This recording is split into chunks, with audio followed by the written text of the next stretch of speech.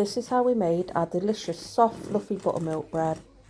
In a large bowl I'm adding 2 tablespoons of melted butter, 2 tablespoons of granulated sugar and 160 millilitres of buttermilk.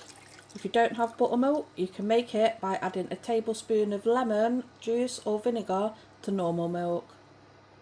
Mix to combine. In a separate bowl I'm adding a teaspoon of salt, 440 grams of bread flour.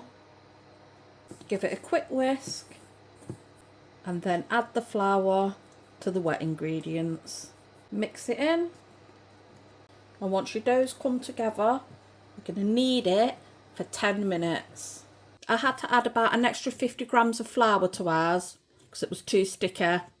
Start with the 440 grams, and if you need more, just add it in slowly until you get this kind of consistency. So you don't want it dry, but you don't want it sticky. And once you've kneaded it for 10 minutes, I'm going to cover it over and let it rest for an hour. And my kitchen's freezing at the minute, so I'm going to take mine into the living room for an hour. It's been an hour, and we're going to knock the air out and knead it just for a couple of minutes this time. I'm going to cover it over and let it rise again, this time for about 45 minutes. It's had its second rise. Now we're just going to knock that air out.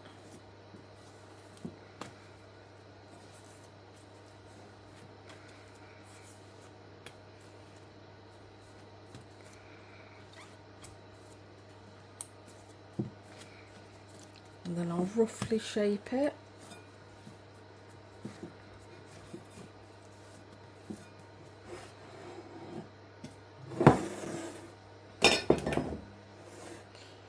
I'm going to go in this oven dish here.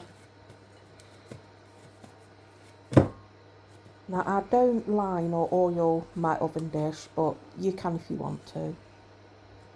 Now preheat your oven to 180 degrees and give this one last rest for about 20 minutes.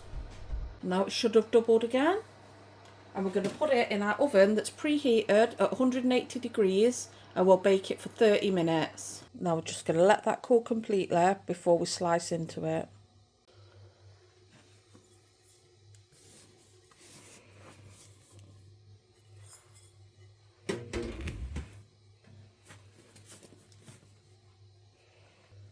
This is just the softest, most delicious bread. And if you slice it all up and store it sliced, it's just easier to grab a piece and easier for the kids to grab a piece when they want one. Now this tub is perfect to store your bread in. I got it from local pound shop. Thank you all for watching. I'll see you all again next time. Goodbye for now.